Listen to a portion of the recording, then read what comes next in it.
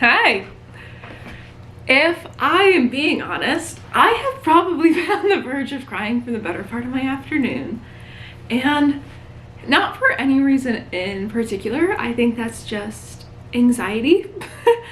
And I don't super want to cry today. I think that I probably will. I don't want to, but I think that I will, and I'm accepting that now. But I figured that we could, oh, here it comes. Okay, cool. I figured that we could have an honest chat, a candid chat, I guess, about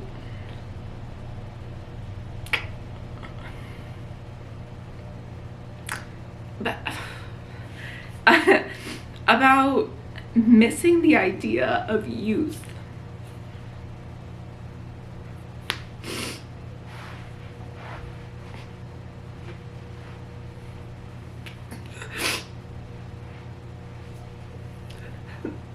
It's okay, okay.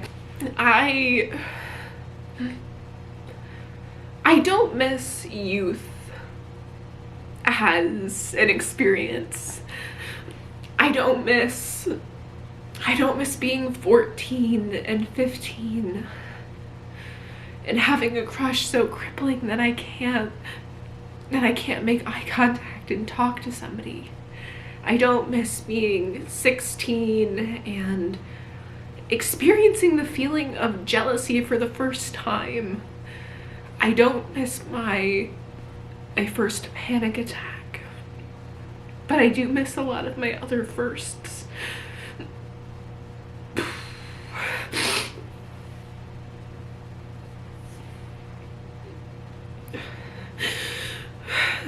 I miss my first failures.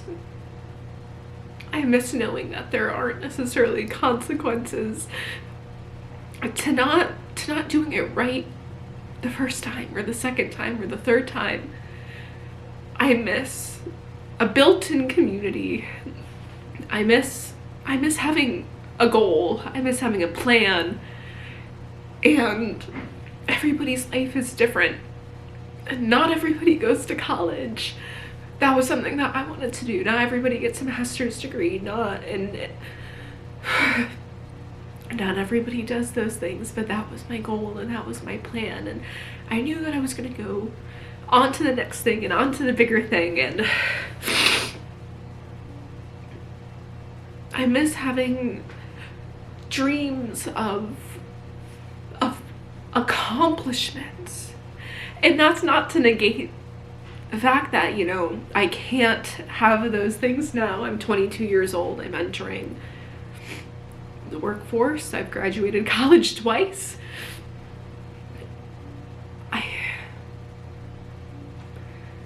I just miss, I think, the innocence of it and not knowing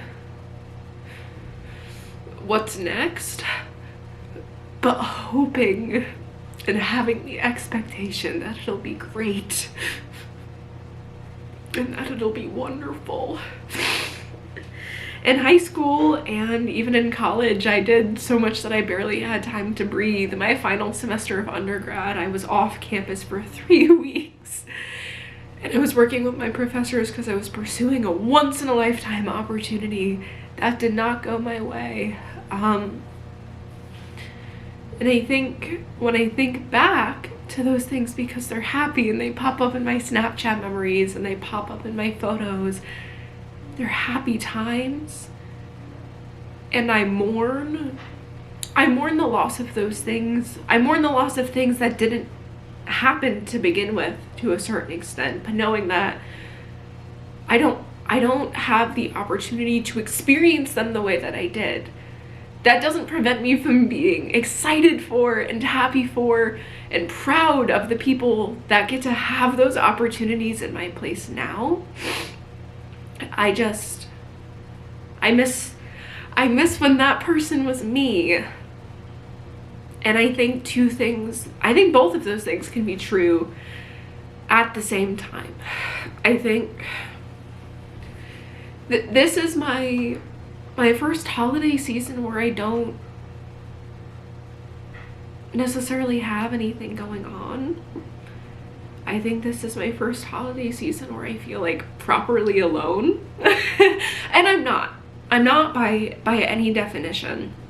My family lives 3 hours away.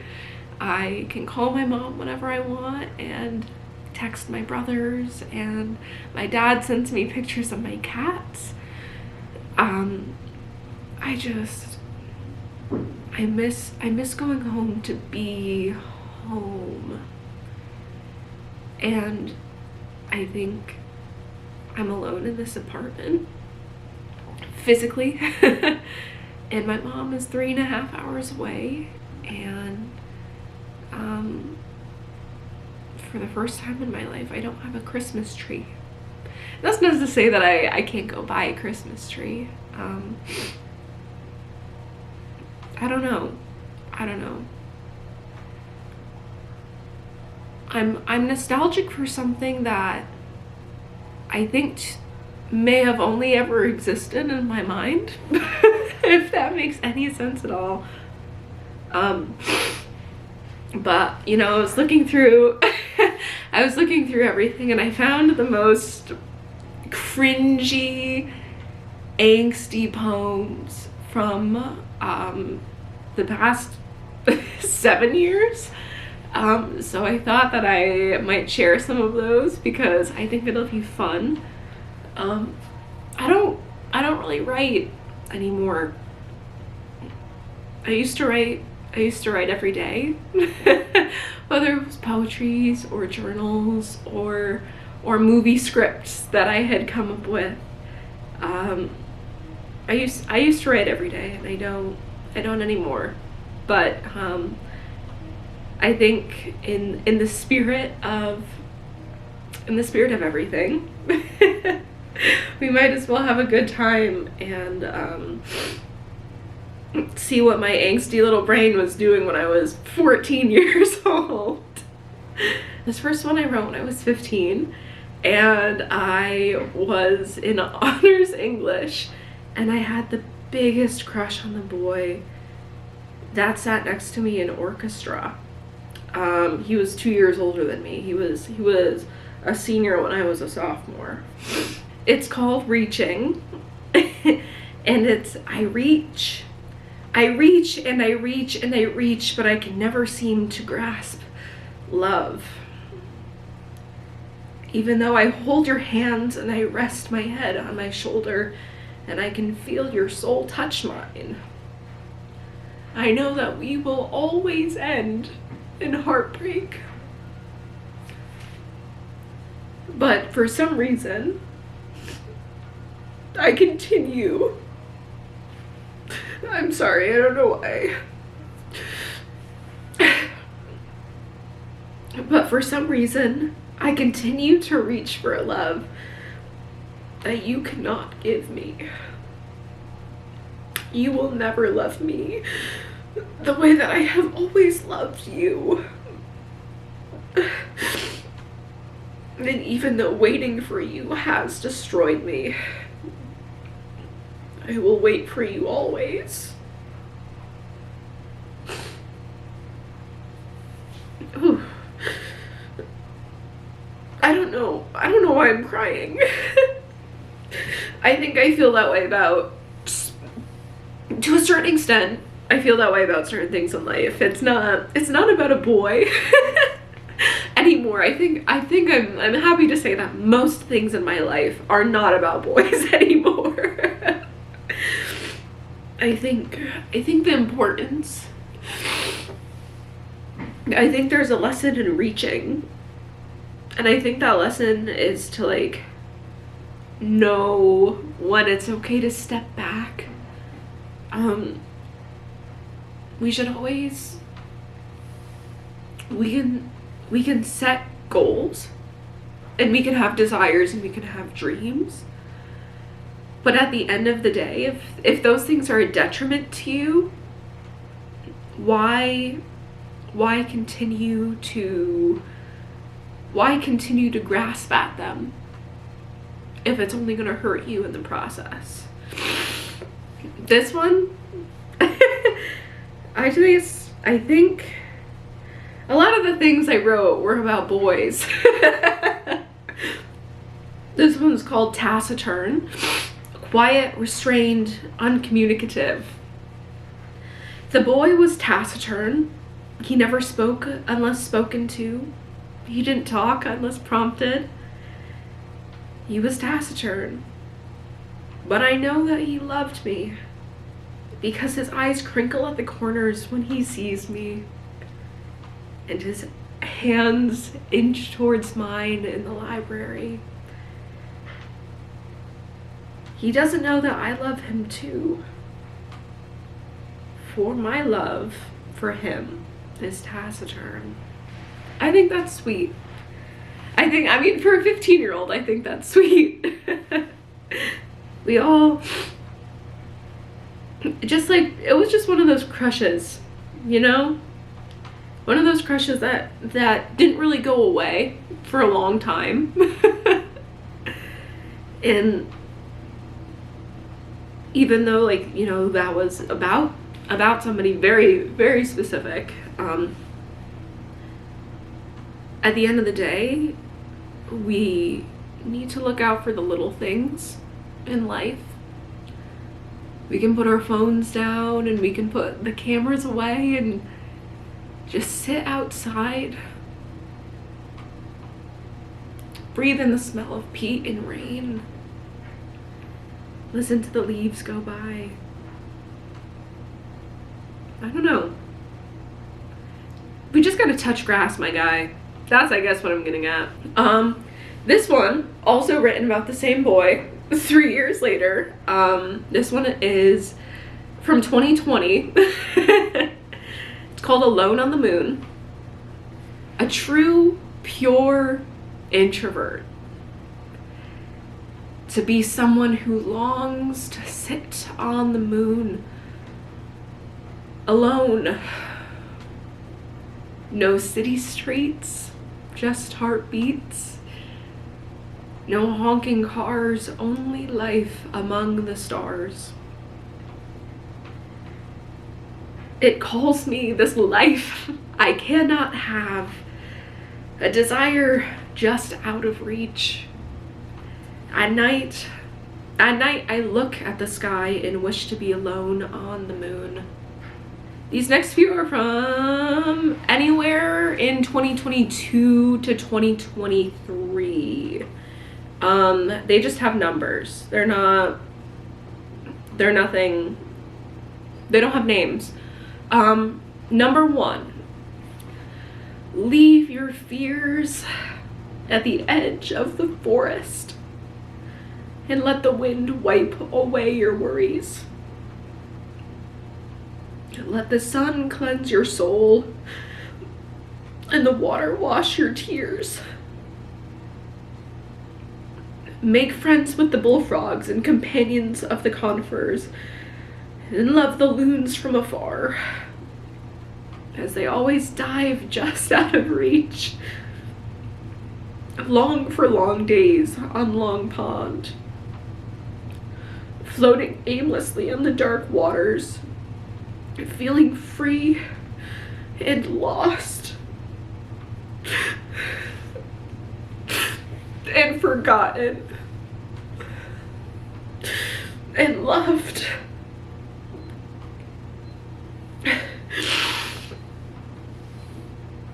For in the woods we may feel alone, but here our stories become our own. And I know that, like, this is kind of cringy. I recognize that, and I know that one was about a camp that I grew up going to every year from the year that I was born all the way through the summer I turned 20. And that year I worked there. And I think that the saddest part of growing up is seeing things in a different light. It's one thing to go to these camps, it's one thing to do these things as somebody that's like on the receiving end of all of the work that we put in, but it's hard. It's hard to be that person putting in all of the work. Also putting 30 teenagers and 20 somethings at a camp together in the woods with no cell service, where the closest like town is 35 minutes away. The village, not even town, village, like I mean, like we're talking a gas station. Recipe for disaster. And I think that was a not so fun wake-up call, and there was just like the mourning, like the recognition of loss, that I'm never gonna see it. I'm never gonna see it the way that I once did, you know? Number two. My soul softens amongst the sirens of the forest.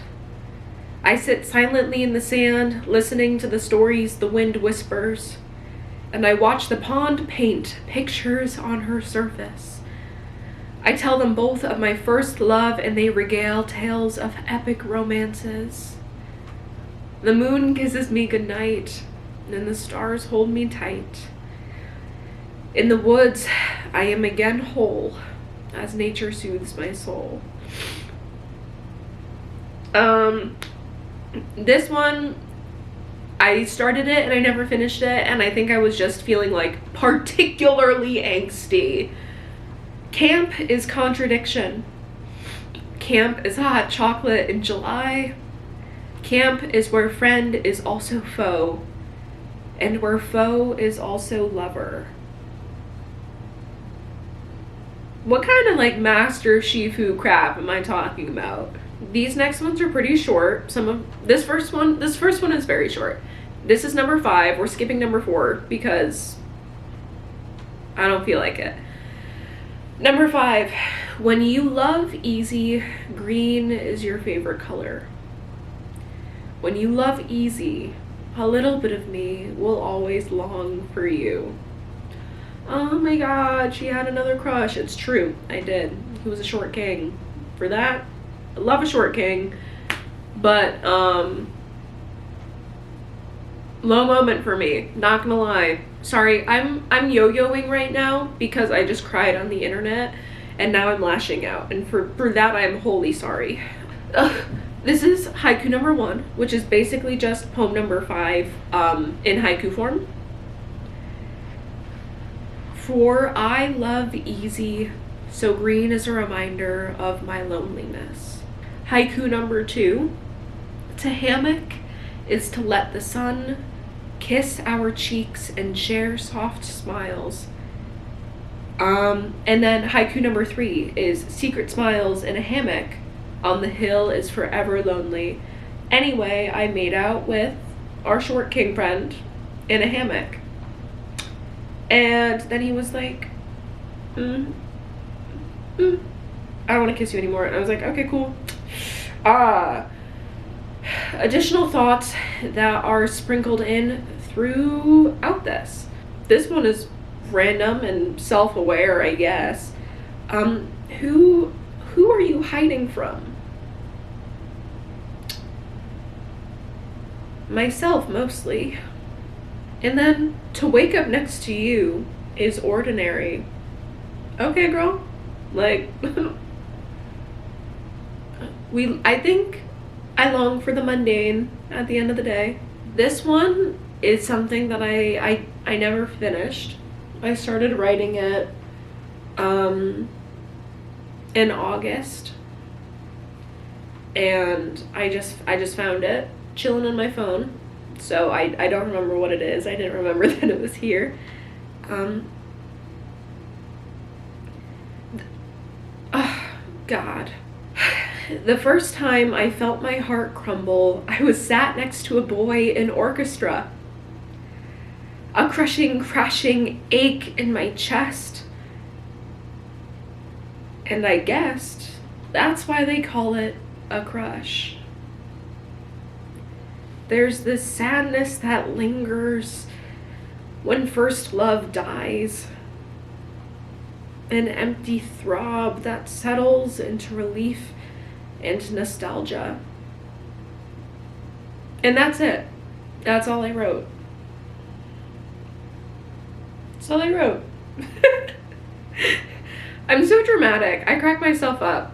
Like, truly.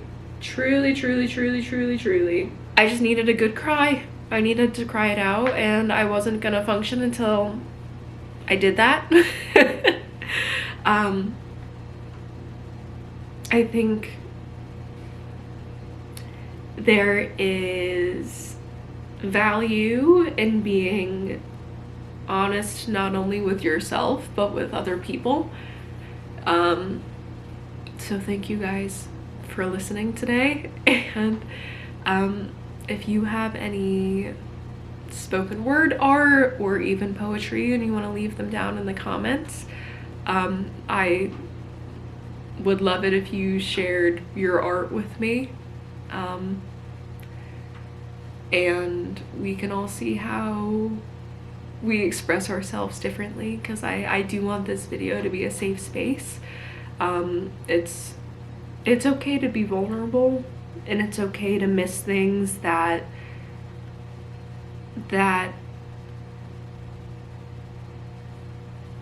are gone.